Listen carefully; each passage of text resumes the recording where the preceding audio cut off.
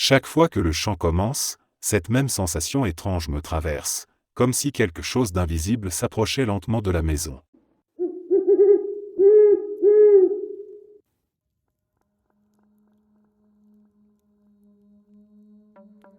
Nous étions partis pour un simple week-end de pêche, rien de plus.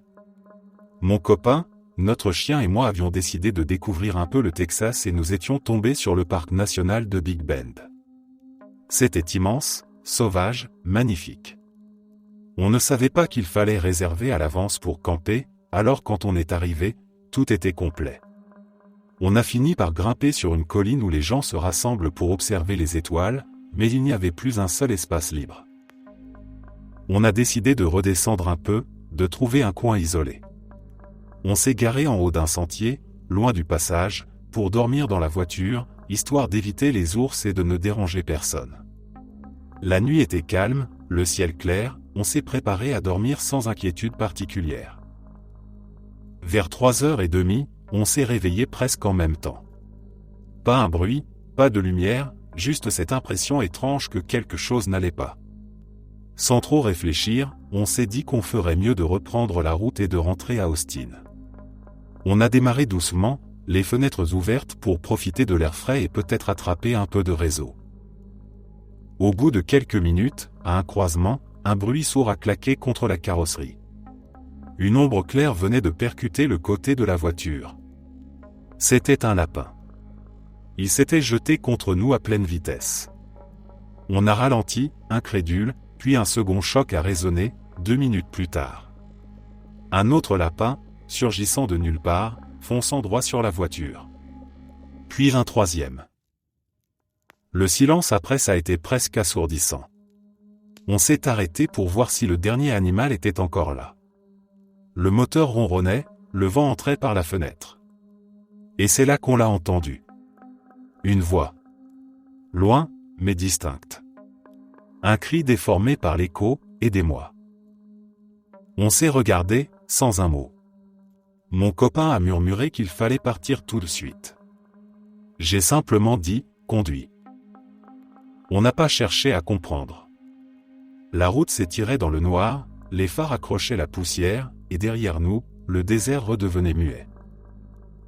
3 lapins qui se jettent contre une voiture, un cri humain dans une zone vide. Je ne sais pas ce que c'était. Peut-être un hasard, peut-être autre chose.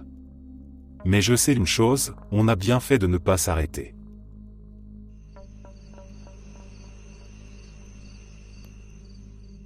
Quand j'étais enfant, il m'arrivait d'entendre des voix alors que j'étais complètement seul.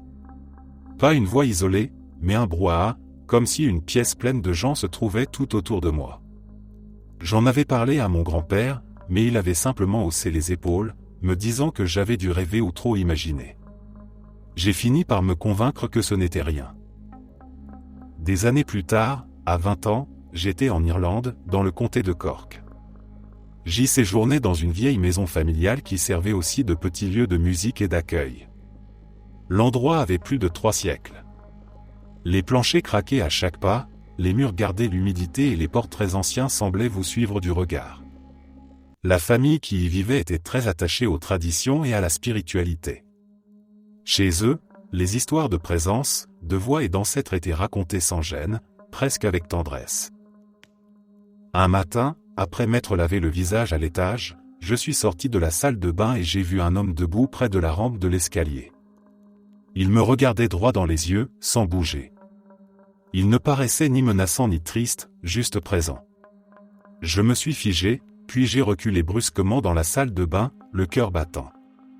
J'attendais le bruit du plancher, un pas, quelque chose. Rien. Quand j'ai osé ressortir, il n'y avait plus personne. Le couloir était vide, silencieux, comme si rien ne s'était passé. Je savais que je n'avais pas rêvé. Je l'avais vu trop clairement, les traits de son visage, la couleur de ses vêtements, même la façon dont la lumière de la fenêtre se reflétait sur lui. Plus tard, mon partenaire m'a encouragé à en parler à la maîtresse de maison. Quand je lui ai décrit l'homme, elle m'a écouté avec un calme surprenant, presque amusé. Puis elle a dit, « Oh, ça devait être mon père. Vous n'êtes pas le premier à le voir. » Elle a sorti un vieil album photo, a tourné quelques pages, et là, au milieu, j'ai reconnu le visage. C'était lui, exactement tel que je l'avais vu, le regard fixe et bienveillant. Il était mort avant même que je sois né. Je suis resté silencieux un moment, incapable d'expliquer ce que j'avais vécu. Elle, en revanche, souriait doucement, comme si tout cela allait de soi.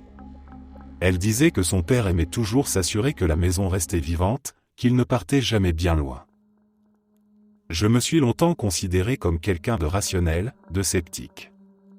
Pourtant, ce jour-là, dans cette maison vieille de 300 ans, quelque chose s'est fissuré dans mes certitudes.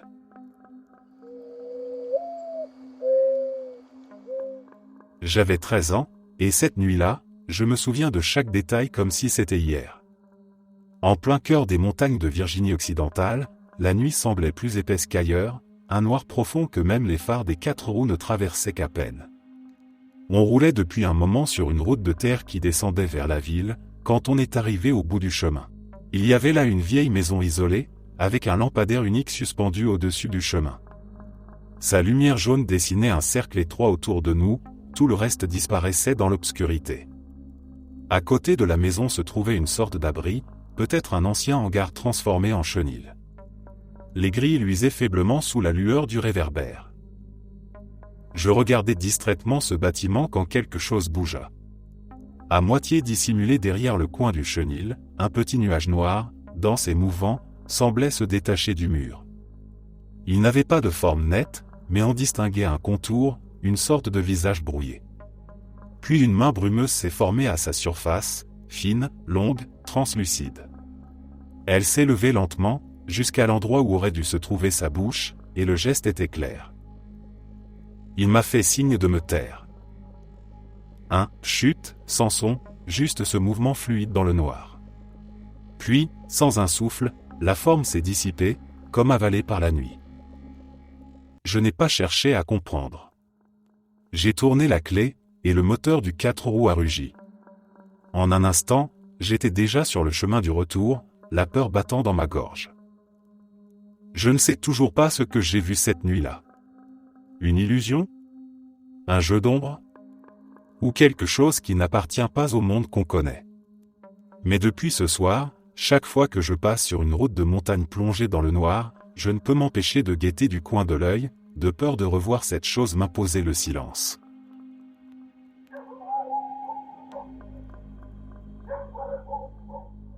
C'était en 2008, un soir d'été dans la campagne. Le ciel était dégagé, un de ces soirs où les étoiles semblent plus proches, presque palpables. On faisait un barbecue entre amis, 12 personnes autour du feu, la musique faible, les rires qui se perdaient dans le champ. Puis tout a changé en l'espace de quelques secondes. D'abord, il y a eu une lumière, au loin. Pas un avion, pas une étoile filante. Une sphère bleue, immense, descendait lentement du ciel.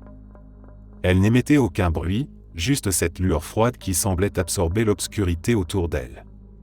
Elle s'est immobilisée à une altitude qu'on ne pouvait qu'estimer, suspendue dans le silence. Personne ne parlait. Même les grillons s'étaient tus.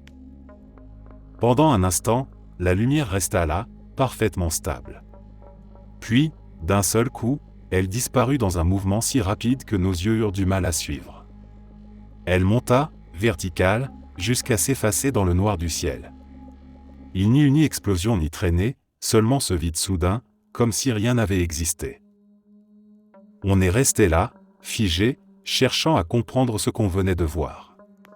Certains pensaient à un satellite, d'autres à un phénomène atmosphérique. Mais tous savaient, au fond, que c'était différent. Aucun engin connu ne bouge de cette façon, aussi fluide, aussi silencieuse. On avait tous nos vieux téléphones à clapet, incapables de capturer quoi que ce soit dans la nuit. Il n'en resta donc que la mémoire collective, ce souvenir partagé de 12 personnes voyant la même chose et n'ayant aucune explication crédible à lui donner.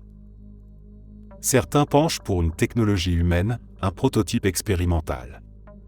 D'autres pour quelque chose venu d'ailleurs, pas nécessairement habité, mais bien plus avancé que tout ce que l'on comprend.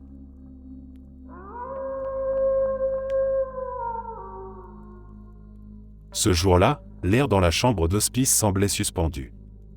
Tout était calme, feutré, comme si le temps avançait au ralenti.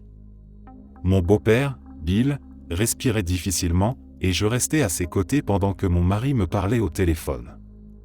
Son frère venait d'arriver, alors je m'apprêtais à partir pour le laisser prendre le relais. Pendant que nous parlions, quelque chose a attiré mon attention. Sur le mur, juste au-dessus de la tête de Bill, un éclat lumineux bougeait doucement, comme un reflet. D'abord, j'ai cru que c'était mon téléphone qui projetait cette lueur, mais il n'y avait pas de soleil dans la pièce, rien qui puisse créer ce genre de reflet. J'ai pensé à un insecte, peut-être, un petit éclat de poussière dans la lumière. Mais quand la lumière a réapparu, j'ai tourné la tête d'un geste brusque, et je l'ai vue. Une sphère, légère et translucide, flottant à quelques centimètres au-dessus de lui. Elle brillait doucement, comme une bulle dans laquelle on aurait enfermé un peu de lumière vivante. Elle est restée là quelques secondes, immobile, avant de s'effacer lentement, comme si l'air l'avait absorbée. Je ne saurais dire pourquoi, mais en la voyant, j'ai ressenti une paix profonde. Une présence douce, apaisante, presque maternelle. Sans réfléchir, j'ai murmuré à Bill, « Si c'est ta mère, tu peux y aller. Elle est venue te chercher. » Son frère est monté quelques instants plus tard, a posé ses affaires dans la chambre, puis est descendu chercher son repas qu'il venait de faire livrer. Quand il est revenu, tout était fini. Bill était parti.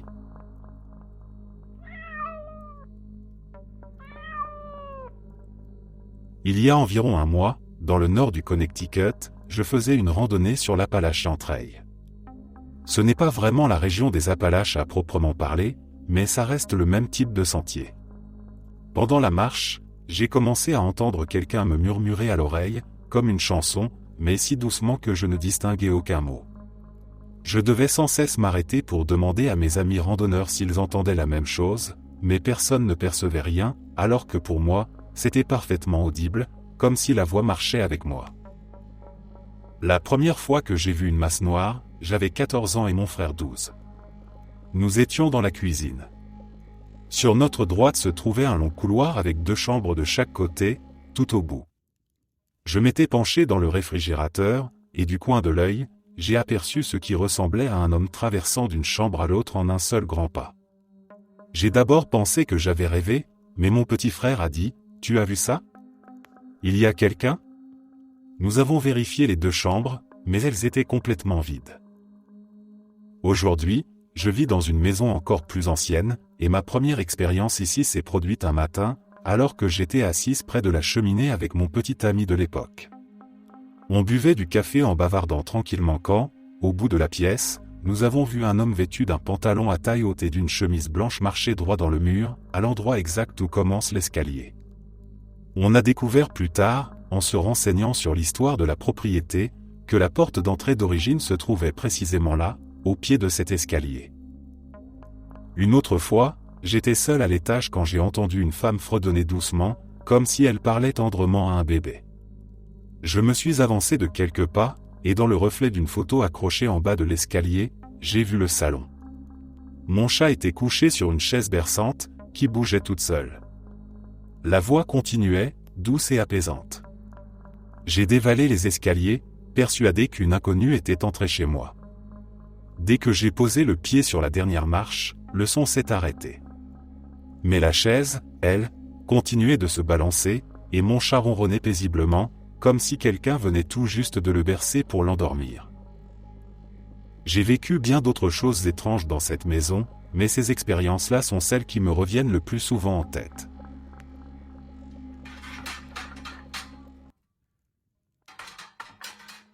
Quand nous étions enfants, mon frère et moi voyions souvent passer des ombres devant la porte de notre chambre.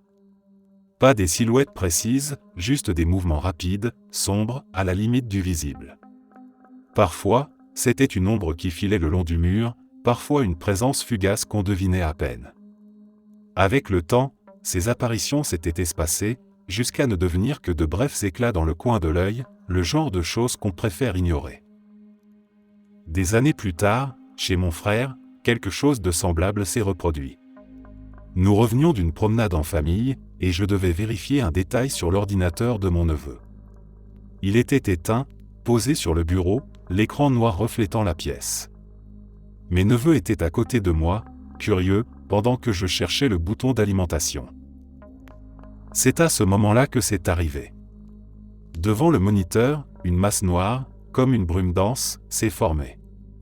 Elle semblait flotter juste devant l'écran, immobile pendant une seconde, avant de se mettre à monter, d'un seul mouvement fluide, jusqu'à disparaître dans l'air. Ce n'était pas de la fumée. La forme était compacte, sans odeur, sans dispersion, comme si elle se déplaçait d'un seul bloc. Je me suis figé, le doigt suspendu au-dessus du bouton. J'ai demandé doucement, « Vous avez vu ça aussi ?» Mon neveu et ma nièce ont hoché la tête, les yeux ronds. On a approché le visage du moniteur, cherché une trace de brûlure, une odeur, quelque chose. Rien. L'écran était froid, intact. Le reste de la journée, personne n'a vraiment osé en reparler. Pourtant, je sais que nous avons tous vu la même chose. Une ombre qui ne ressemblait à aucune ombre. C'était une nuit d'été claire et tranquille, une de celles où le ciel semble infini. Je m'étais installé dans un champ, allongé dans l'herbe encore tiède, à guetter les météores. Le silence n'était rompu que par le bruissement des insectes. J'en avais déjà vu passer plusieurs, de petites traînées dorées qui disparaissaient aussitôt qu'elles apparaissaient. Vers 2 heures du matin, je suis rentré chez moi, satisfait de ma chasse aux étoiles. Mais une fois arrivé, j'ai eu envie d'un dernier regard vers le ciel. J'ai marché jusqu'à une zone sombre derrière la maison, loin des lampadaires, et j'ai levé les yeux. C'est à ce moment-là que je l'ai vu. Au-dessus de l'horizon quelque chose se déplaçait lentement vers l'ouest. Pas un avion, pas un satellite. C'était comme une immense lentille transparente suspendue dans le ciel. À travers elle, les étoiles se déformaient, comme si la lumière se pliait autour d'un centre invisible. Les points lumineux s'inclinaient en demi-cercle, puis retrouvaient leur place, un mouvement doux, régulier, presque hypnotique. L'effet durait tant que l'objet avançait. Je pouvais voir le ciel se tordre et se redresser autour de lui, une sorte d'ondulation silencieuse. Aucune lumière propre, aucun bruit. Juste cette déformation étrange qui glissait au-dessus de moi. Le phénomène a duré une trentaine de secondes avant de disparaître complètement vers l'horizon ouest, laissant le ciel redevenir parfaitement calme. Je suis resté là, immobile, essayant de comprendre ce que je venais d'observer. Ce n'était ni une illusion d'optique, ni un phénomène atmosphérique connu. J'avais passé des années à observer le ciel, à reconnaître les constellations, les satellites, les rentrées atmosphériques. Mais jamais rien ne ressemblait à ça. C'était la dernière nuit de notre séjour dans un Airbnb à Genting, une région connue pour ses histoires étranges. Le brouillard y tombait souvent sans prévenir, et les collines, enveloppées de nuages, donnaient à tout un air un peu irréel. Ce soir-là, j'étais assis dans la chambre, fatigué, attendant que mon ami ait fini sa douche avant qu'on aille dormir. La porte de la salle de bain laissait passer le bruit de l'eau, et la lumière diffusait une teinte pâle sur le sol. En levant les yeux, j'ai vu une silhouette passer devant moi, juste à la limite du couloir, d'un mouvement fluide et silencieux. J'ai cru que c'était mon ami, alors je lui ai lancé un mot pour plaisanter. Aucune réponse. Le bruit de la douche continuait. J'ai haussé les épaules, pensant avoir mal vu. Le lendemain matin, j'ai raconté l'incident au groupe, sans trop y croire moi-même. L'un de nos amis, celui qui dormait dans le salon, a levé les yeux vers moi avant de dire qu'il avait vu la même chose. Une forme noire, indéfinie, traversant le salon la première nuit. Il n'avait rien dit à personne pour ne pas créer d'ambiance. On en a ri, sans vraiment savoir quoi en penser. Ce n'était pas une peur franche, plutôt ce sentiment confus que quelque chose nous avait échappé, quelque chose qui ne nous voulait pas de mal, mais qui nous observait simplement passer. En quittant la maison le lendemain, le brouillard recouvrait de nouveau la route, et les vitres gardaient la trace de l'humidité de la nuit. En regardant une dernière fois derrière moi, j'ai eu l'impression que la maison nous rendait notre regard, comme si elle savait que, pour quelques jours, elle n'avait pas été tout à fait vide.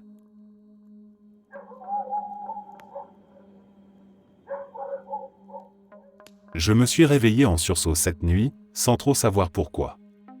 Tout était silencieux, mais l'air dans la chambre semblait plus lourd, presque électrique. Je fixais la porte, mi-endormi, quand j'ai vu quelque chose bouger. Une silhouette est entrée, lentement, comme si la porte n'existait pas. Pas une ombre vague ni un reflet, une forme humaine complète, bien dessinée, traversant la pièce avec une tranquillité déconcertante. Elle a marché droit jusqu'à mon placard, celui dont une des portes coulissantes reste toujours ouverte. Sans bruit, elle est passée devant le miroir à l'intérieur, puis a disparu comme si elle s'était dissoute dedans. Je suis resté figé un moment, les yeux écarquillés. Le calme revenu, je n'arrivais plus à dire si j'étais plus effrayé ou fasciné. C'est la 3e fois que je vois une apparition aussi nette. À chaque fois, la scène est brève, mais impossible à confondre avec un rêve. Parfois, j'entends des bruits faibles, des chuchotements, des pas, sans jamais comprendre d'où ils viennent. J'évite de leur parler maintenant. J'ai appris que chercher à dialoguer ne m'apportait rien, sinon plus d'angoisse. Il fut un temps où je m'étais plongé dans tout ce qui touche à la communication avec l'autre côté. Les boîtiers de fréquences, les applications, les outils qu'on présente comme des passerelles entre deux mondes. Ces expériences ont fini par me dépasser. À force de vouloir écouter, j'avais l'impression d'avoir ouvert quelque chose que je ne pouvais plus refermer.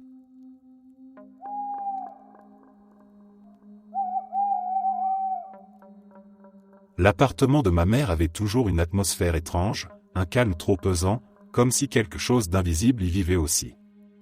Elle disait souvent voir une ombre passer, se glisser à moitié derrière un mur, juste assez longtemps pour qu'on devine une forme avant qu'elle ne disparaisse. Ce n'était pas une illusion, elle en était certaine. L'ombre se montrait presque chaque soir, penchée au coin du couloir, comme si elle observait sans jamais oser entrer. La voisine du dessous, un jour, en parlant sur le palier, lui avait dit qu'elle entendait parfois des bruits d'enfants, des rires étouffés, des pas légers courant sur le plancher.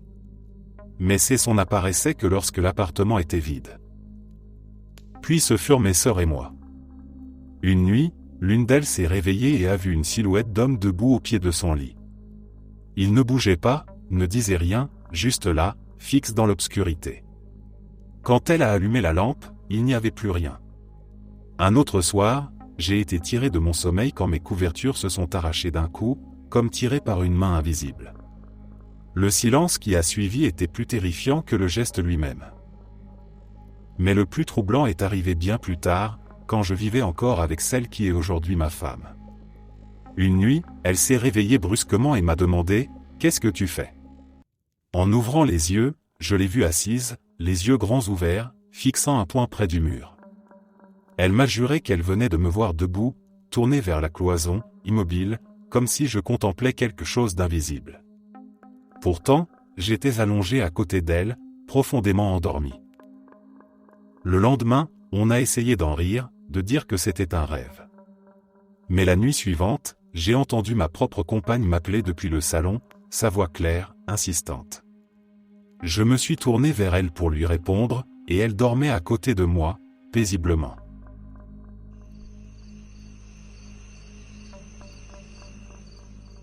Cela s'est passé quand j'étais en 7e année. C'était une semaine d'école tout à fait ordinaire, mais un événement survenu à ce moment-là m'est resté en tête depuis. Quelque chose que je n'ai jamais réussi à expliquer. Je m'étais levé tôt, j'avais pris mon petit déjeuner et j'étais allé à l'école comme d'habitude. Ce jour-là, nous avions une épreuve blanche. J'ai passé le test, terminé dans les temps, puis j'ai discuté des réponses avec un ami, Miguel. Je me souviens parfaitement de la salle de classe, du test en question, et de notre conversation. Un autre ami, Lucas, était absent ce jour-là, je ne l'avais pas vu du tout. Plus tard, je suis rentré à la maison, j'ai mangé, fait mes affaires, puis je me suis endormi. Et c'est là que les choses ont commencé à devenir étranges. Je me suis réveillé de nouveau, me suis préparé, et suis allé à l'école. Tout semblait normal, sauf que c'était exactement comme la veille. Il y avait encore une épreuve blanche. Mais cette fois, Miguel était absent, et Lucas, lui, était présent. J'ai passé le test avec Lucas, on a même discuté de certaines questions ensemble. Tout paraissait parfaitement réel, mais les détails étaient différents, le contenu du test, les conversations, l'ambiance. Ce n'était pas un rêve ni une impression de déjà-vu, c'était comme un jour totalement nouveau, distinct du précédent. Ce n'est que plus tard, quand on a reçu nos résultats, que la confusion a commencé. Les trois Miguel, Lucas et moi, avions obtenu une note. J'ai parlé avec Miguel, et il se souvenait très bien que Lucas était absent le premier jour. Alors comment avait-il pu avoir une note à cette épreuve? J'ai posé la question à Lucas, et il m'a assuré qu'il n'avait jamais manqué le test, que pour lui tout s'était déroulé normalement. Ce qui m'a le plus marqué, c'est que je garde le souvenir net d'avoir vécu 2 journées différentes, avec des gens différents, des tests différents, des conversations différentes. Et Miguel partage au moins une partie de ce souvenir. Pour lui aussi, Lucas n'était pas là le premier jour.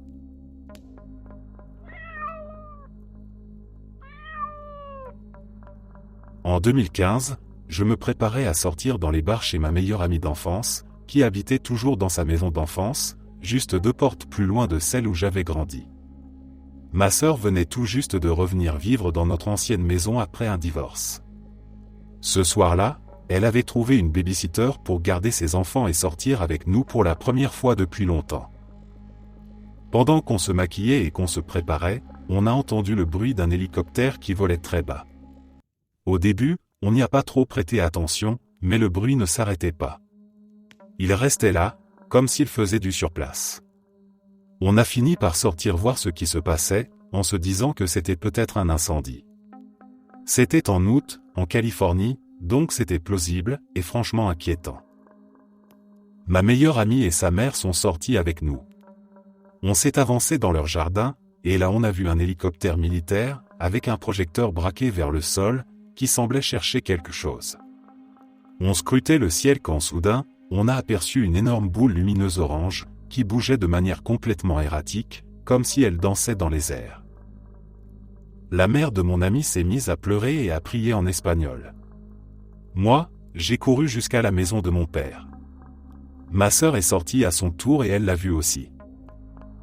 La boule de lumière était poursuivie par l'hélicoptère, mais elle allait à une vitesse folle. L'appareil n'arrivait absolument pas à la suivre, pas même à s'en approcher. La lumière s'intensifiait, devenait éblouissante, puis soudain se contractait avant de gonfler à nouveau, encore et encore. C'était comme si elle respirait, mais avec une puissance impossible à décrire. Et puis, sans prévenir, elle a explosé de clarté une dernière fois, puis s'est envolée d'un coup, à la verticale, vers le ciel, jusqu'à disparaître dans l'espace. Ma sœur a tout de suite fait rentrer ses enfants de chez la babysitter. Ma meilleure amie, elle, ne voulait plus du tout sortir. Elle tremblait et répétait qu'elle allait aller à l'église avec sa mère le lendemain. Personne n'a su ce que c'était. Mais ce soir-là, on a tous eu la même certitude, ce qu'on venait de voir n'avait rien d'humain.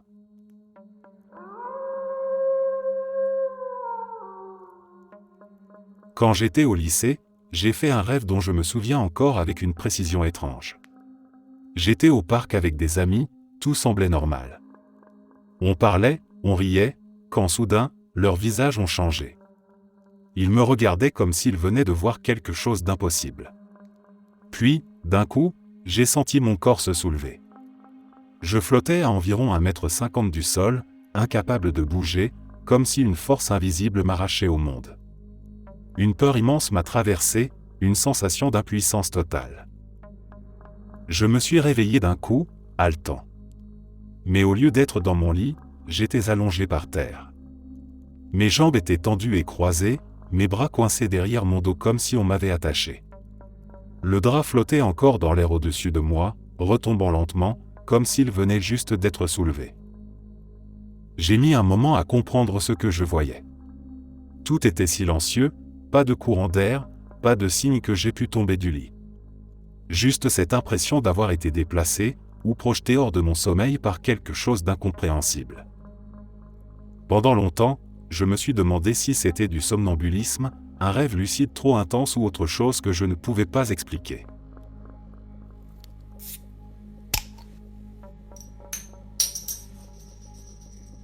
J'avais 15 ans. Ce soir-là, un ami était venu chez moi pour traîner un peu. On s'ennuyait, alors on a décidé d'aller au magasin du coin acheter des snacks. Il devait être autour de 8 heures, le ciel déjà bien noir, l'air tiède comme souvent en été. On riait en marchant, sans rien attendre d'extraordinaire. En revenant, on arrivait dans mon allée quand on a vu la lumière. Une boule orange, vive, tombait lentement du ciel, comme un avion en feu. On s'est figé, fasciné et inquiet à la fois. Elle descendait droit vers la ligne d'horizon, puis s'estompait, sa lueur se dissolvant peu à peu jusqu'à disparaître complètement. On s'est regardé, interloqué, le même « oh merde » silencieux dans les yeux. J'allais lui dire qu'on devrait rentrer et allumer les infos, au cas où, quand le ciel s'est embrasé une seconde fois. La même lumière, revenue d'un coup, mais plus grande, plus intense, comme si elle avait explosé en silence. Puis, au lieu de tomber, elle a filé droit vers le haut. Une montée parfaite, verticale, rapide au point d'en être irréelle. En un instant, elle s'est perdue dans le ciel, avalée par les étoiles. Je suis resté planté là, la tête levée, incapable de bouger. À côté de moi, mon ami a crié et s'est mis à courir vers la maison. Je l'ai suivi, le cœur battant. Il avait toujours ri de mes histoires d'objets étranges dans le ciel. Ce soir-là, il n'a plus jamais ri.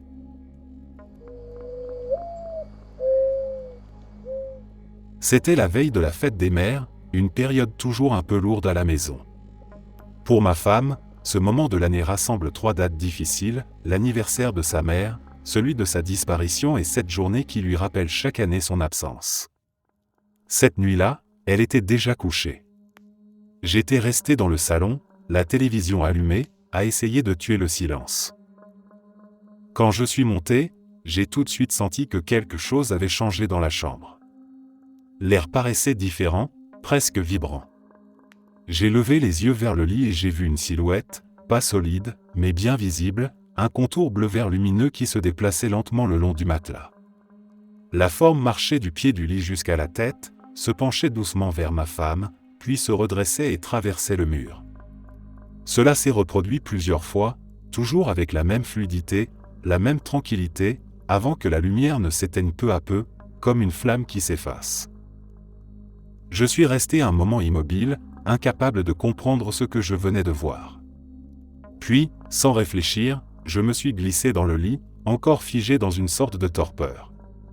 Je me suis endormi presque aussitôt, le souvenir de cette lumière imprimé dans mon esprit. Le lendemain matin, je lui ai raconté ce que j'avais vu. Elle s'est mise à pleurer, non pas de peur, mais d'émotion.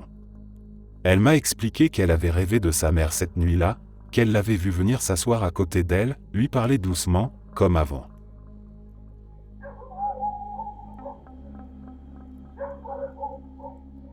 J'avais 18 ou 19 ans à l'époque.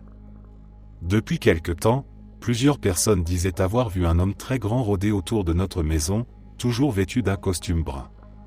Chez nous, les seuls hommes étaient mon père, mon frère, l'ex de ma sœur et moi. J'étais le plus grand, mais je mesure seulement 1,80 m, ce qui est important pour la suite. Ceux qui affirmaient l'avoir vu disaient qu'il dépassait largement les 1,90 m et qu'il paraissait massif. Je n'y croyais pas trop. J'avais grandi dans cette maison depuis mes 2 ans, et rien d'étrange n'y était jamais arrivé. Un soir, je mettais mes chaussures dans le salon avant de partir à une répétition avec mon groupe. Du coin de l'œil, j'ai vu une silhouette masculine immense passer dans le couloir, celui qui mène aux chambres et à la salle de bain. Ce couloir n'est pas long, 8 ou 10 mètres tout au plus. J'ai d'abord cru que c'était quelqu'un de la famille, mais mon petit frère n'était pas à la maison, et l'ex de ma sœur dormait déjà. Aucun d'eux n'était aussi grand que ce que je venais de voir. Ce type devait mesurer au moins 1,95 m, avec des épaules larges, le genre de carrure qu'on ne peut pas confondre. Il venait de dépasser la chambre de ma sœur, donc il ne pouvait être que dans ma chambre ou dans la salle de bain. J'ai vérifié la salle de bain, vide. Mon cœur battait à tout rompre, j'étais persuadé que j'allais tomber nez à nez avec un inconnu dans ma chambre. J'ai ouvert la porte, rien. J'ai vérifié le placard, derrière la porte, sous le lit, rien du tout. Je suis allé voir ma mère dans sa chambre, encore secouée. À peine m'avait-elle vu qu'elle m'a demandé si tout allait bien, car j'étais blanc comme un linge. Je lui ai raconté ce qui venait d'arriver, et elle m'a rappelé que ma cousine et une amie avaient déjà décrit exactement le même homme. Un mois plus tard environ, ma mère nettoyait la cuisine. J'étais dans le salon pendant qu'elle passait la serpillière. Elle avait laissé la porte latérale ouverte pour faire entrer un peu d'air. Après avoir rincé le balai dehors avec le tuyau d'arrosage, elle est rentrée. Une vingtaine de minutes plus tard, elle est retournée dans la cuisine et a poussé un cri. Sur le sol parfaitement sec, il y avait 3 grandes empreintes de pas mouillées, partant de la porte extérieure et avançant dans la pièce. Ce n'étaient pas ses traces, elle portait des sandales, et je n'étais pas pieds nus non plus. J'étais assis sur le canapé tout ce temps, et de là où j'étais, j'aurais forcément vu quelqu'un entrer. On est sorti vérifier dehors, et juste devant la porte, là où elle avait rincé la serpillière, il y avait une autre série d'empreintes, bien marquées. Elles étaient nettement plus grandes que nos pieds. Ma mère avait pris des photos à l'époque, qu'elle a longtemps gardées avant de les perdre quand elle a changé de téléphone. On en rigole encore aujourd'hui, mais sur le moment, je n'avais jamais eu aussi peur dans cette maison.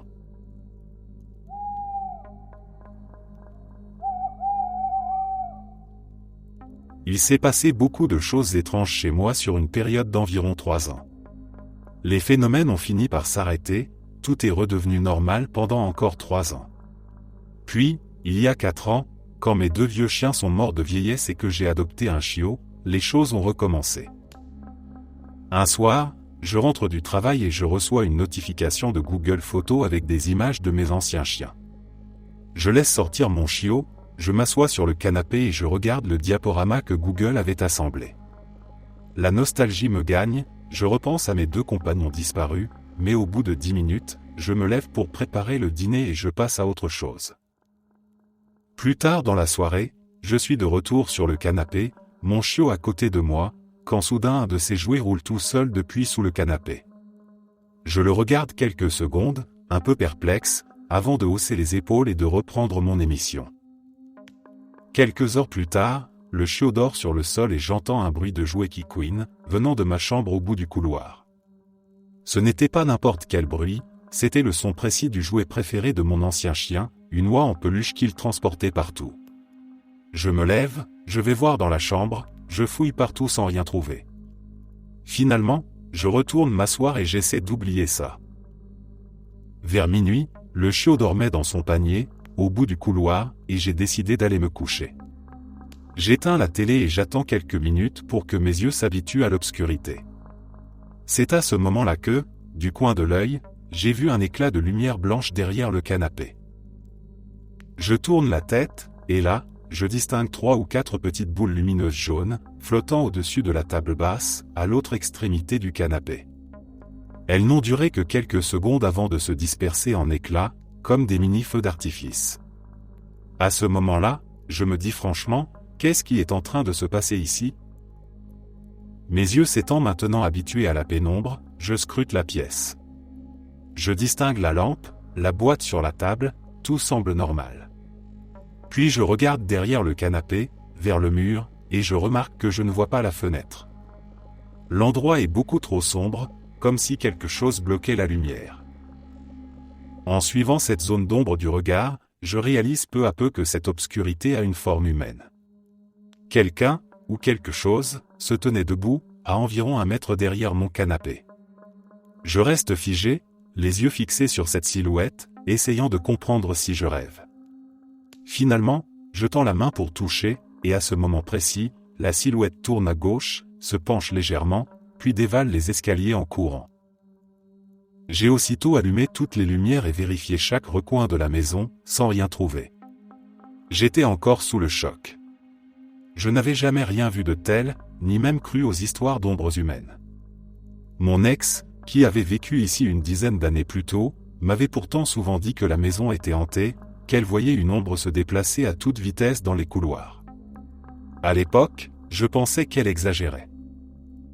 Mais cette nuit-là, je n'en étais plus si sûr. J'ai vécu quelques expériences marquantes dans ma vie, des choses que je ne parviens toujours pas à expliquer aujourd'hui. En résumé, j'ai vu 2 apparitions et 2 ovnis. La première fois, j'avais 5 ans. Mes frères, sœurs, mon cousin et moi jouions dans le jardin sur le portique. Nos voisins avaient un grand terrain juste à côté, séparé d'une autre par un simple grillage. Leur maison principale était à l'avant, mais un vieil homme vivait dans une petite maison à l'arrière. Sa femme était morte avant ma naissance. Ce jour-là pourtant, nous avons vu une vieille femme en robe blanche marcher sur leur allée. On ne l'avait jamais vue auparavant, alors j'ai crié « Et, la vieille dame !» Elle s'est tournée vers nous, a souri et nous a répondu « Bonjour ». Tout le monde l'a entendu et lui a fait signe de la main. Ma mère aussi m'a entendu et m'a grondé pour mon manque de politesse. Après quelques minutes de punition, je suis retourné dehors. La femme était toujours là, marchant lentement de haut en bas de l'allée. Puis, sans prévenir, elle s'est dirigée vers le gros 4x4 noir garé devant chez les voisins, un Yukon, et elle a traversé la carrosserie comme si la voiture n'existait pas. Elle n'a pas ouvert la porte, elle est juste passée à travers. Elle a disparu sous nos yeux. On a tous hurlé et couru à l'intérieur pour raconter ça à ma mère. Évidemment, elle n'a rien voulu croire. Le plus âgé d'entre nous avait 8 ans, alors pour elle, ce n'était qu'un jeu d'enfant. Mais aujourd'hui encore, nous sommes tous adultes, et on en parle parfois. Aucun de nous n'a oublié cette femme. La deuxième fois, j'avais 12 ou 13 ans. L'été, je dormais souvent chez mon ami d'en face, et on passait la nuit dehors sur le trampoline, dans des tentes. Nos petits frères et un autre copain du quartier venaient aussi. Une nuit, on montait les tentes comme d'habitude. J'avais fini avant les autres et je m'étais allongé, la toile ouverte, pour regarder le ciel. C'était un coin où on voyait souvent des lumières d'avions ou d'hélicoptères à cause d'un petit aéroport à proximité. Mais cette fois, j'ai remarqué une lumière qui allait bien plus vite que toutes les autres. Je l'ai signalée aux autres, et on s'est tous mis à l'observer. La lumière se déplaçait vers l'est, puis elle a disparu un instant derrière des arbres avant de réapparaître dans une trouée. Là, elle s'est immobilisée. On a sorti nos vieux téléphones à clapper pour essayer de la prendre en photo, et c'est comme si la chose avait réagi à notre geste. L'objet s'est incliné sur le côté, révélant un anneau composé de cette lumière verte parfaitement circulaire. Imagine une soucoupe plate qui pivote à la verticale, c'était exactement ça. Puis, soudain, la lumière a simplement disparu. Pas de trajectoire, pas de descente. Elle s'est éteinte, comme si on avait coupé un interrupteur. On était tous sous le choc, complètement surexcités, à vérifier nos téléphones pour voir si l'un de nous avait réussi à capturer quelque chose. Mais à l'époque, les caméras des téléphones portables étaient horribles. Les images n'étaient qu'un amas flou de pixels. Pourtant, je sais ce que j'ai vu. Et mes amis aussi. 2 apparitions. 2 ovnis. Des choses que je n'ai jamais pu expliquer, même des années plus tard.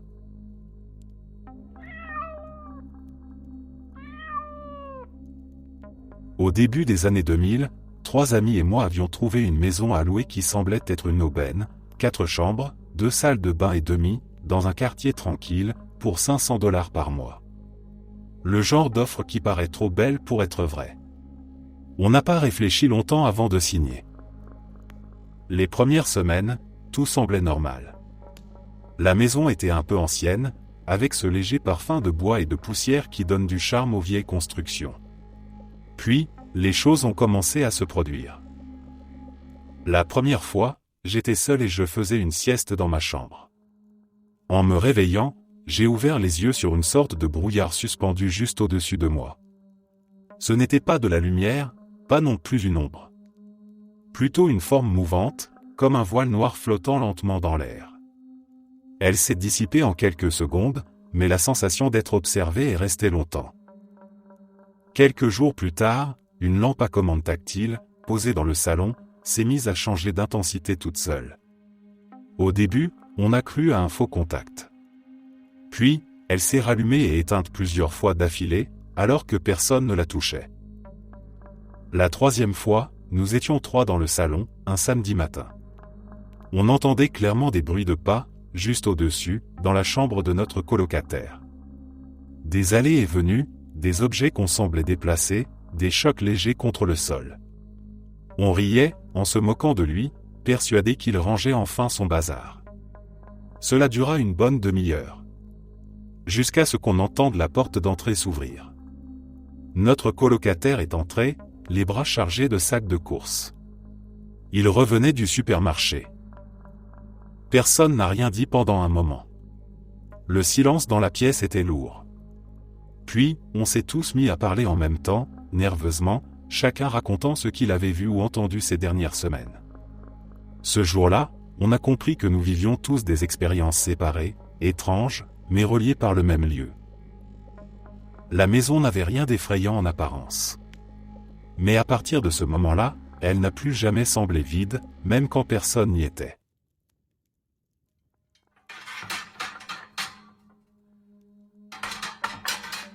C'était en 2003. Mon père et moi rentrions tard en voiture, la route déserte sous un ciel clair. Il n'y avait presque pas de vent, juste le bruit régulier du moteur et les phares découpant la nuit. Puis, sans prévenir, une lumière est apparue au-dessus de nous. Pas une étoile, ni un avion, mais un éclat mouvant, multicolore, qui semblait changer d'intensité à chaque battement de cœur. En quelques secondes, la lumière s'est rapprochée, et on a vu la forme. C'était une structure géométrique, parfaitement nette, une pyramide de verre ou de cristal suspendue dans l'air. À travers ses parois translucides pulsaient des couleurs vives, rouge, bleu, vert, or, comme si la matière elle-même respirait. Elle planait à quelques mètres au-dessus de la voiture, suivant nos mouvements sans un bruit. Mon père a accéléré, les mains crispées sur le volant.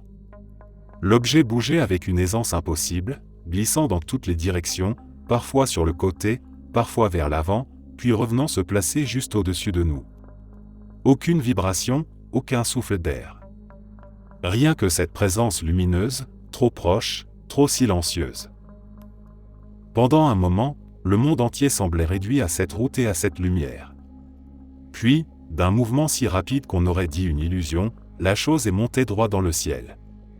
En une fraction de seconde, elle n'était plus qu'un point brillant, puis plus rien. Le silence est revenu, total.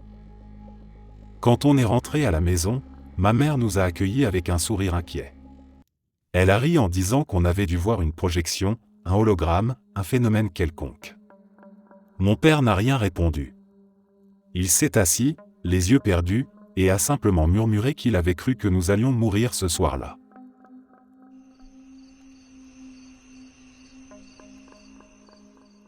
C'était il y a une douzaine d'années, pendant des vacances en famille dans le Maine.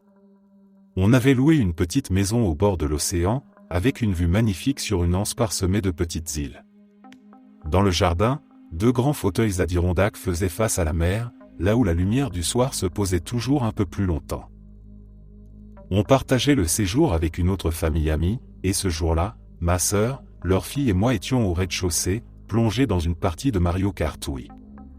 Les rires, les cris, le bruit des coquillages qu'on entendait au loin à travers la fenêtre, tout donnait cette impression simple de vacances d'été. Mais selon ce qu'on m'a raconté, à un moment, juste après une course, je me suis levé sans rien dire. J'ai quitté la pièce, traversé la maison et suis sorti par la porte donnant sur le jardin. De là, j'aurais marché calmement jusqu'à l'un des fauteuils et m'y serais assis, les yeux fixés sur l'eau. Ma sœur et mon ami m'appelaient depuis la fenêtre, demandant ce que je faisais, mais je ne répondais pas. J'étais resté dehors plusieurs minutes avant de revenir à l'intérieur, m'asseoir de nouveau sur le canapé et reprendre la manette, comme si rien ne s'était passé. Le plus étrange, c'est que je n'ai aucun souvenir de ce moment. Pour moi, il n'y a eu aucune interruption. Une minute je jouais, la suivante aussi. Aucun vide, aucune impression de m'être levé ou d'avoir quitté la pièce. Ce n'est qu'en entendant leur récit que j'ai compris qu'il s'était réellement passé quelque chose. Elles étaient certaines de ce qu'elles avaient vu. Moi, je n'ai qu'un trou dans ma mémoire, un vide parfaitement lisse. J'ai souvent repensé à cette soirée. Peut-être une sorte de dissociation, un instant de somnambulisme éveillé, ou quelque chose d'encore plus difficile à définir. Parfois, je me dis que ce moment au bord de l'eau a bien eu lieu, mais ailleurs, comme si une part de moi avait simplement eu besoin de sortir, de regarder l'horizon, et d'y rester un instant suspendu avant de revenir.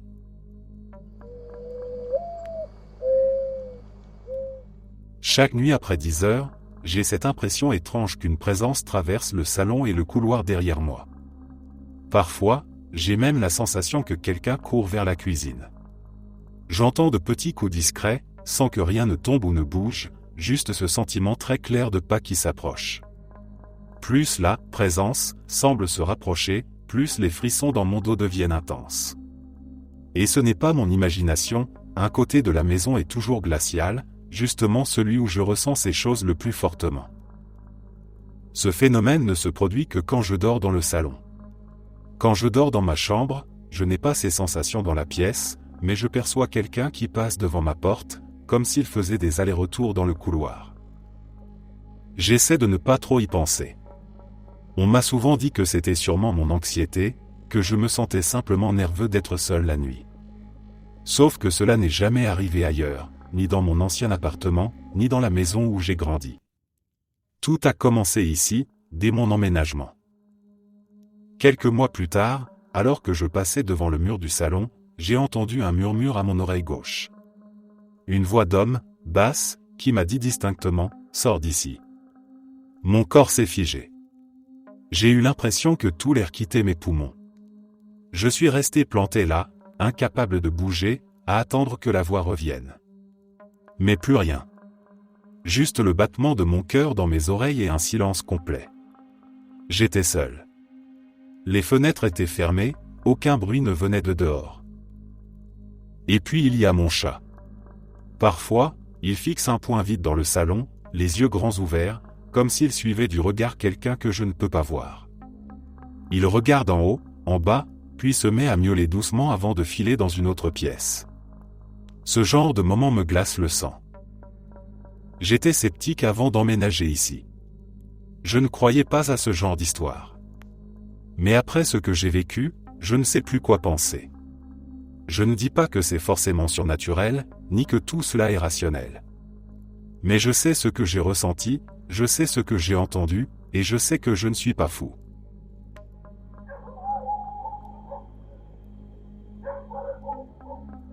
C'était une soirée tranquille chez ma copine. On était tous dans le salon quand je suis descendu chercher nos téléphones, restés en bas. Le rez-de-chaussée donnait sur un grand espace aménagé comme un salon secondaire, accessible par un couloir étroit et sombre. En descendant, j'ai remarqué que l'endroit était plus obscur que d'habitude. J'avançais à tâtons, un peu désorienté, jusqu'à atteindre le fond de la pièce où se trouvait l'interrupteur. La lumière s'est allumée, pâle et vacillante, révélant les murs et les meubles familiers. J'ai récupéré les téléphones sur la table, puis j'ai éteint la lumière avant de reprendre le chemin du couloir. C'est à ce moment-là que j'ai entendu un bip sec, comme celui d'un détecteur de fumée qui signale une pile faible. Le son venait d'en haut, bref, isolé. Je me suis arrêté pour essayer de le localiser. Il a retenti une seconde fois, un peu plus loin dans la pièce. J'ai levé la tête, cherchant le petit voyant rouge qui clignote normalement, mais je ne voyais rien. L'espace paraissait plus grand, presque vide, comme si l'écho s'étirait dans une pièce plus haute qu'en réalité. J'ai attendu encore un instant, puis, ne trouvant rien, j'ai décidé de remonter. Quand j'ai atteint le haut des escaliers, l'atmosphère avait changé. Par la fenêtre, la nuit était tombée, alors qu'il ne faisait pas encore sombre quand j'étais descendu. Ma copine et sa famille étaient dans le salon, inquiets. Ils m'ont demandé où j'étais passé. D'après eux, j'étais resté en bas près de 3/4 d'heure. Pour moi, il ne s'était écoulé que quelques minutes. J'ai raconté ce que j'avais entendu, ce bip régulier qui m'avait retenu un moment. Personne d'autre ne l'avait perçu. Le détecteur, lui, fonctionnait parfaitement. Je me souviens encore du sentiment en remontant cet escalier. L'air semblait différent, comme si le temps s'était un instant refermé derrière moi, laissant une partie de moi coincée dans ce sous-sol sans que je puisse dire comment.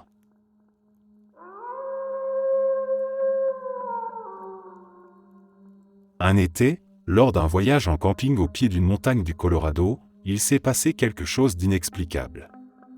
La nuit était claire, les feux des campements voisins s'étaient éteints depuis longtemps, et le silence des hauteurs s'était installé, ce silence dense que seules les montagnes savent créer. Nous étions assis dehors, encore éveillés, à regarder les étoiles. Puis, sans avertissement, un son a rempli l'air. Ce n'était pas un vent, pas une mélodie d'insectes ni un bruit mécanique. C'était un chœur, une harmonie de voix qui semblait venir de partout à la fois. Les sons montaient et redescendaient, purs, soutenus, presque trop beaux pour être humains. Il n'y avait personne aux alentours, pas de lumière, pas de mouvement, seulement ce chant suspendu dans la nuit. Nous sommes restés immobiles, incapables de parler, jusqu'à ce que les voix s'effacent lentement, comme si la montagne elle-même refermait la bouche après un souffle. Des années plus tôt, quand j'étais enfant, j'avais vécu un autre moment tout aussi déroutant. J'étais dans ma chambre, dans une maison neuve que mes parents venaient de construire. La radio jouait faiblement sur ma table de chevet. J'étais allongé sur le lit superposé, les yeux ouverts, quand soudain, la structure entière s'est mise à trembler. Pas un léger frisson, un vrai grondement, comme si quelque chose secouait le cadre de toutes ses forces. Les ressorts grinçaient, les montants cognaient contre le mur. J'ai sauté à terre, persuadé que l'un de mes frères s'amusait à me faire peur. Mais la maison était silencieuse. Personne n'était dans le couloir, personne ne courait. Les années suivantes, j'ai posé la question à mes frères et sœurs à plusieurs reprises. Tous ont nié, sincèrement, et je les ai crus.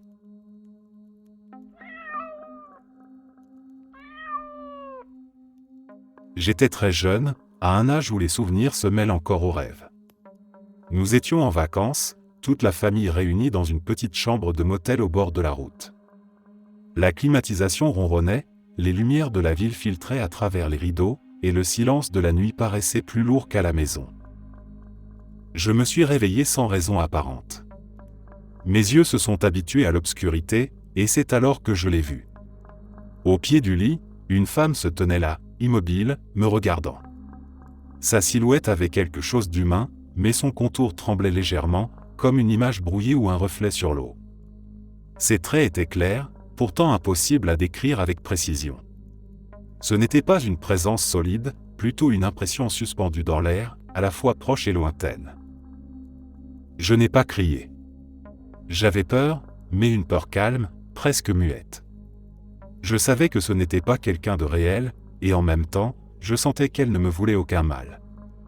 J'ai fermé les yeux très fort, espérant que tout disparaîtrait. Quand je les ai rouverts, elle était toujours là, mais plus diffuse, comme si elle s'effaçait peu à peu. J'ai fini par m'endormir, le cœur battant, le drap remonté jusqu'au menton.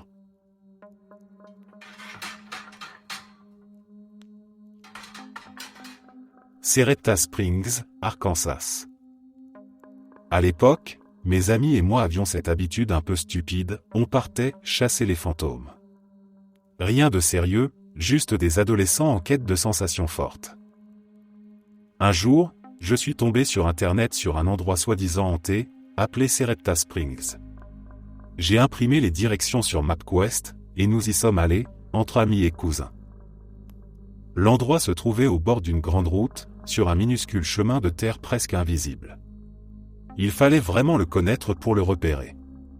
On a dû faire demi-tour 2 fois avant de le trouver, tant les arbres et les buissons recouvraient l'entrée. Une fois engagés sur le chemin, nous sommes tombés sur un petit pavillon, avec des bancs en bois comme dans une église, une estrade et un pupitre. C'était étrange, mais pas effrayant.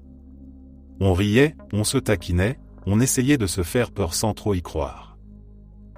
Puis, comme ce n'était pas très amusant, on a décidé de repartir.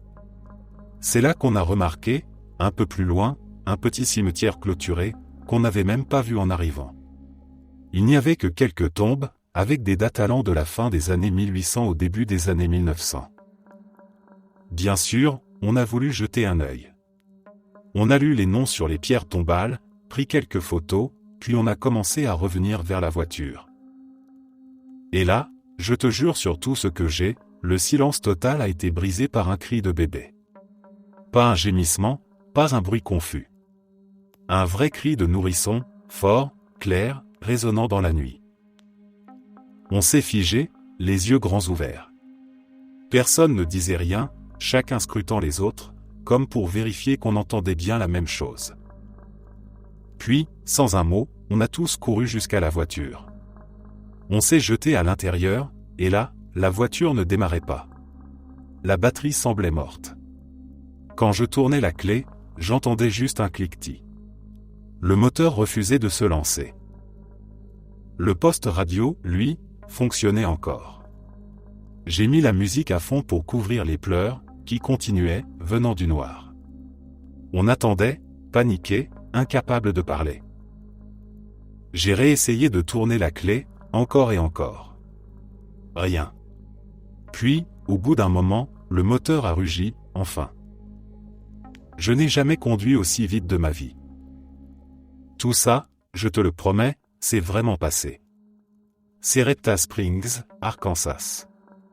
Si jamais tu entends parler de cet endroit, n'y va pas. Je repense encore souvent à cet événement, même aujourd'hui. J'avais 9 ou 10 ans à l'époque. J'étais allé me coucher pour la nuit, mais mes parents étaient encore debout, en bas au sous-sol, à rire et à discuter.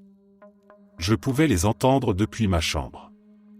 Comme il faisait tout noir, j'avais tiré le drap par-dessus ma tête, parce que j'avais toujours peur quand la pièce était plongée dans l'obscurité totale. C'était l'été, donc le drap était assez fin. J'essayais de m'endormir quand j'ai entendu ma porte de chambre s'ouvrir doucement. Je voyais à travers le tissu le battant qui bougeait. Nous n'avions pas d'animaux à cette époque, alors j'ai commencé à paniquer. J'entendais toujours mes parents rire en bas, donc je savais que ce n'était pas eux. J'ai fini par tirer le drap pour voir ce qui se passait. Dans le coin sombre de la chambre, il y avait une femme, qui flottait dans les airs. Elle ne touchait pas le sol. Son corps semblait flou, presque tremblotant, comme brouillé. On s'est regardé pendant ce qui m'a paru une éternité. Puis elle a dit d'une voix douce et joyeuse, « Salut !» J'ai aussitôt tiré le drap sur ma tête et commencé à respirer vite, complètement paniqué. Quelques secondes plus tard, j'ai senti quelqu'un venir à côté de mon lit et me toucher le genou, comme pour attirer mon attention. À ce moment-là, j'étais si terrifié que j'ai cru que j'allais m'évanouir. Heureusement, j'ai entendu mes parents monter les escaliers. Ils sont entrés dans ma chambre et je leur ai raconté ce qui venait de se passer.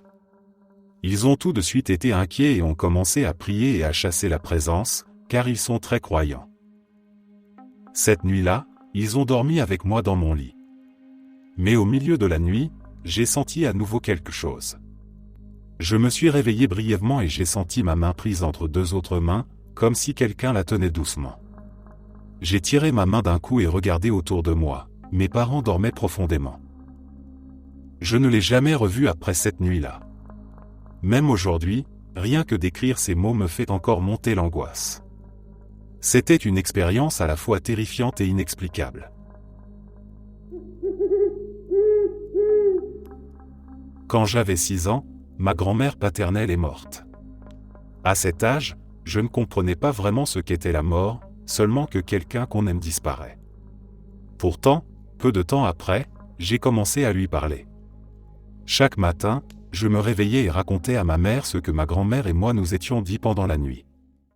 Ce n'étaient pas des rêves flous ou des souvenirs mélangés. Pour moi, c'était comme si elle venait me rendre visite, simplement, pour discuter. Ma mère, au début, pensait que c'était mon imagination. Elle hochait la tête, me souriait, puis passait à autre chose. Mon père, lui, n'aimait pas ça. Il ne disait rien, mais je sentais que mes histoires le mettaient mal à l'aise. Un matin, il a failli mourir. Il partait très tôt au travail, vers 5 heures, et la pluie tombait fort. Sur la route, son camion a glissé, a traversé 4 voies de circulation et s'est retrouvé dans le fossé. Aucun autre véhicule touché, pas une égratignure. Il est rentré ce soir-là secoué, mais vivant.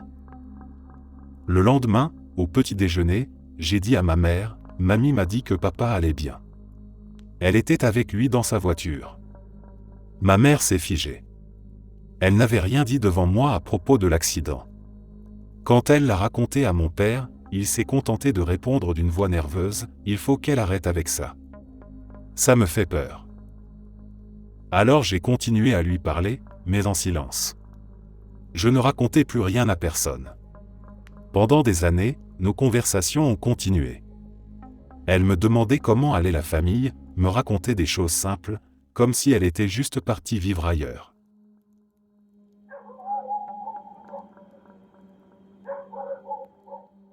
J'étais seul dans la cuisine, un après-midi ordinaire, quand quelque chose d'inexplicable s'est produit.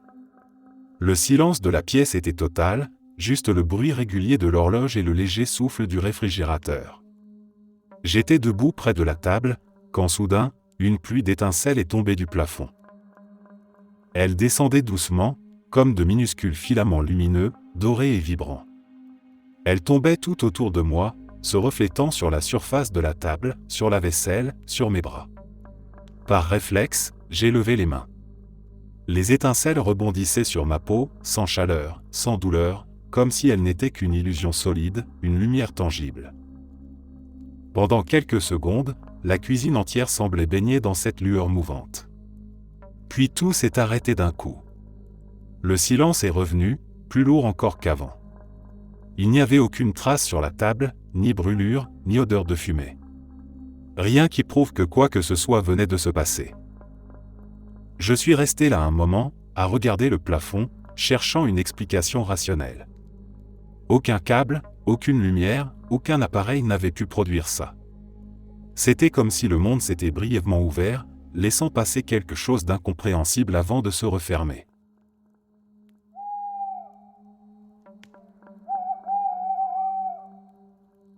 J'avais 8 ans et, comme souvent, je restais éveillé bien trop tard à jouer sur l'ordinateur familial. La maison dormait, le seul bruit était celui du ventilateur et du cliquetis des touches sous mes doigts.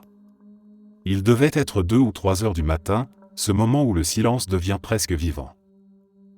Sans raison particulière, j'ai levé les yeux vers la fenêtre. Dans le jardin, derrière le portail resté entrouvert, se tenait une scène que je n'ai jamais oubliée. Sous la pâle lumière du ciel, j'ai vu un attelage, un vieux fiacre tiré par 2 chevaux. À côté d'eux se tenait un homme immobile, coiffé d'un chapeau à large bord, la main posée sur la portière, comme s'il s'apprêtait à monter. Tout brillait d'une lueur verte, translucide, comme si les contours n'étaient faits que d'énergie. Les formes semblaient palpiter doucement, se fondant presque dans l'air. Le portail ouvert donnait l'impression qu'ils attendaient quelque chose, ou quelqu'un. Peut-être moi. Je suis resté là, figé, incapable de bouger. Aucun bruit, pas le moindre hennissement, pas le claquement d'un sabot. Puis, lentement, la lumière s'est atténuée jusqu'à disparaître. Le jardin est redevenu sombre et banal, comme s'il n'y avait jamais rien eu.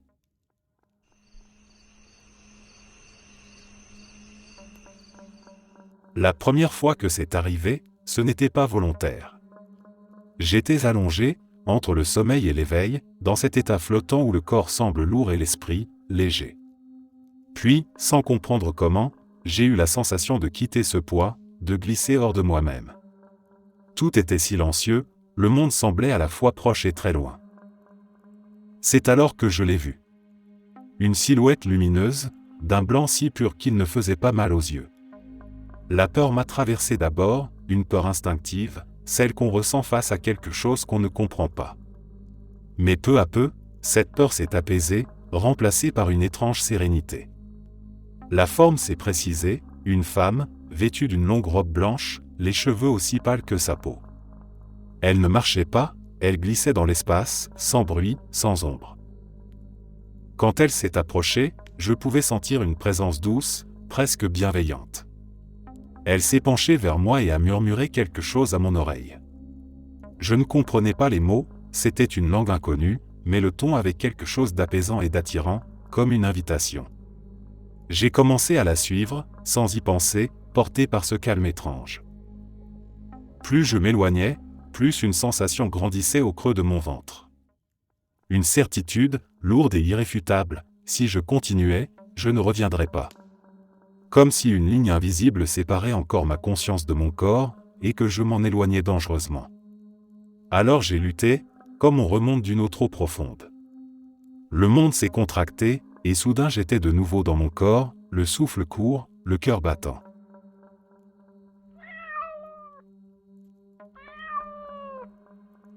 Quand j'avais 9 ou 10 ans, j'allais de temps en temps dans un ranch où l'on élevait des chevaux. Ce n'était pas un centre d'équitation, il n'y avait pas de cours. J'y allais simplement avec l'un de mes parents pour donner un coup de main. Je ne sais même plus exactement comment nous connaissions les propriétaires, que j'appellerais des EM, mais ils nous accueillaient volontiers. Des EM n'étaient ni religieux ni superstitieux. Ils ne croyaient absolument pas au paranormal. Un jour, j'étais allé jusqu'à la camionnette garée à une vingtaine de mètres de l'écurie pour prendre un comprimé de Benadryl à cause de mes allergies. Pendant que je cherchais la boîte, j'ai entendu quelqu'un prononcer mon prénom. J'ai pris le médicament et je suis retourné vers la grange. C'est alors que M et mon parent m'ont demandé s'il y avait quelqu'un avec moi. Ils m'ont expliqué qu'ils venaient de voir une silhouette noire et brumeuse me suivre avant de disparaître soudainement. Il n'y avait pourtant personne d'autre sur la propriété. Des années plus tard, vers 16 ans, j'étais seul avec mon grand frère à la maison, une caravane installée dans un petit parc résidentiel. Mon frère était venu me rendre visite. Nous avions déjà vu, entendu et ressenti des choses étranges là-bas. Ce jour-là, une atmosphère bizarre planait, et on s'est dit l'un à l'autre qu'on ne se sentait pas bien. Il a mis YouTube à la télévision, puis quelques instants plus tard, le Wi-Fi s'est mis à clignoter. Les poils de nos bras se sont hérissés, et j'ai eu cette sensation très nette que quelqu'un venait de mourir. Plus tard, notre père nous a appris que le voisin était décédé à peu près à ce moment-là. Avant d'emménager chez mon père, j'avais vécu dans une maison située au bord d'une baie en Virginie, dans une toute petite communauté où tout le monde se connaissait. La maison avait été construite dans les années 1950 par une femme nommée Marie, qui était maîtresse de poste. Elle avait même fait construire un petit bureau de poste sur la propriété, relié à la maison par un passage couvert. L'endroit n'avait rien d'inquiétant, l'atmosphère y était paisible, même si, parfois, près de la baie, on pouvait ressentir une étrange présence. Quelques semaines après mon installation, des événements inhabituels ont commencé à se produire. En plein été, on a entendu ce qui ressemblait à des coups de canon venant du bord de l'eau. D'autres habitants du coin les entendaient aussi, mais personne ne parvenait à expliquer d'où ils venaient. Un vieil homme du village avait même tenté de surprendre la source du bruit à plusieurs reprises, sans jamais rien voir. À l'automne, les détonations ont cessé. En revanche, une odeur de parfum ancien de femme a commencé à se manifester de temps à autre. Personne dans la maison n'en portait. J'avais aussi des migraines fréquentes et la sensation qu'une main me caressait doucement la tête. Nous avons tous entendu des rires étouffés et senti ce parfum à un moment ou à un autre. Une nuit, une horloge mécanique dont je n'avais pas remonté l'alarme s'est mise à sonner toute seule juste au moment où je passais devant. Aujourd'hui, je vis de nouveau dans la caravane avec mon père, et ces phénomènes continuent. Parfois, la même odeur de parfum flotte dans l'air, et il m'arrive encore de sentir cette main invisible sur ma tête. Mais le plus étrange, c'est ce que nous appelons le chanteur de la nuit. Entre minuit et 4 heures du matin environ, on entend dehors, juste à côté de la caravane, une voix d'homme qui chante. Quand on regarde par la fenêtre, il n'y a rien. Parfois, le simple fait de se lever ou de bouger suffit à faire cesser le chant, même sans s'approcher du rideau. Mon ami, qui vit avec nous, l'a entendu lui aussi. Chaque fois que le chant commence, cette même sensation étrange me traverse, comme si quelque chose d'invisible s'approchait lentement de la maison.